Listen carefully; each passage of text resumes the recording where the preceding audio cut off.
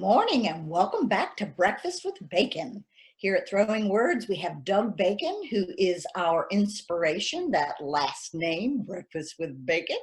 We have Julia Zalua, who is our executive assistant and the engine that helps turn ideas into reality. And me, Lynne and JZ, your host. So welcome back. We are excited to have you here. Last week we talked about delegation, and it was interesting to hear Doug say, "You had me at Hootsuite." And that was where he had his aha as he was talking with JZ, Julie, about how might we create this social marketing program and hire somebody in.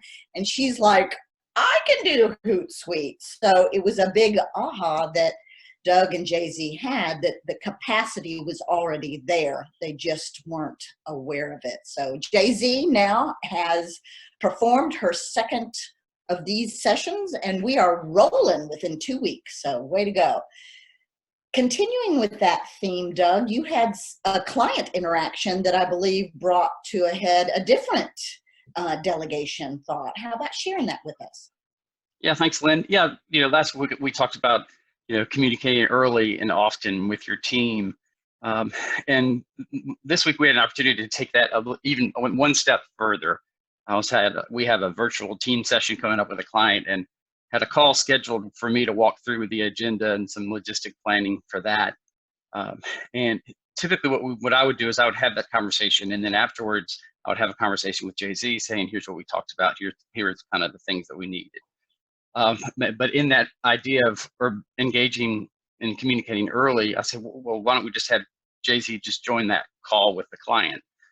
So knowing that would save me time. So now I could have one conversation with the client, with JZ being involved in that, and not have to do the telephone game of, okay, here's what we talked about, here's what we need to do. And so really found that efficiency piece to be really helpful. Great. So Doug, that's your perception. JZ, how about you? How did that come across to you? It was helpful and frustrating at the same time. Helpful just because, as Doug mentioned, well, first off, just in a little bit of background, I've never been a participant to any of his team sessions. So everything that I've had the opportunity to see has been all on the back end with PowerPoints and profiles and all the written and documentation. So it was good to see him in interaction with the client. His style is very fluid, so that's helpful for me. So that was helpful. The frustrating part was just the length of time that the call took. So originally it was scheduled to be a half hour, I believe, ended up being 90 minutes. And so, during that time, I felt a little bit like a fly on the wall, because there were things that I didn't necessarily understand or that I probably didn't need to know about that were helpful. And being a multitasker, there was, times that I thought I could possibly be doing other things that might be helpful, to us and to the business. But overall, it was good to be in on the front end. And the way I see it is a short-term sacrifice of time, a long-term gain of kind of being able to integrate and help on the front end, versus, like Doug said, a game of telephone where he's having to relay information to me down the line a little bit.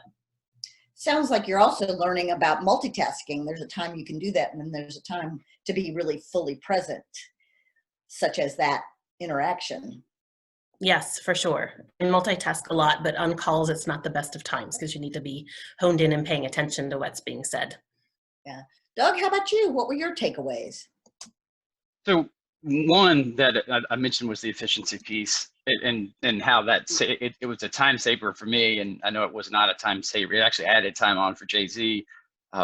So I knew that time saving piece would be there, but the piece that didn't expect, it was kind of a strategic byproduct, if you will, is the fact that JZ has value to add to that. I mean, after our call with the client, JZ and I had a conversation about how there are ways that we could actually make those calls more efficient and kind of organize in a different way.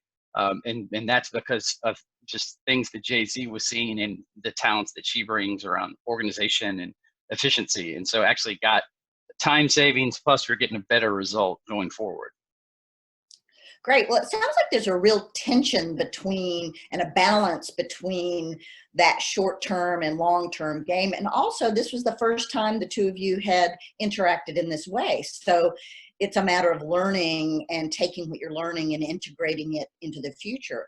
Part of what we hope to do in sharing our learning for those of you listening is for you to think through who on your team might be experiencing something similar and how might you work with them to create a better outcome, because that's at the end of the day what happened. So that's our story about delegation this week. Next week, we're going to shift gears into a new topic. We're thinking about that. It's either going to be habit formation or a big surprise. So join us next week, and thanks for tuning in. Bye from Throwing Words.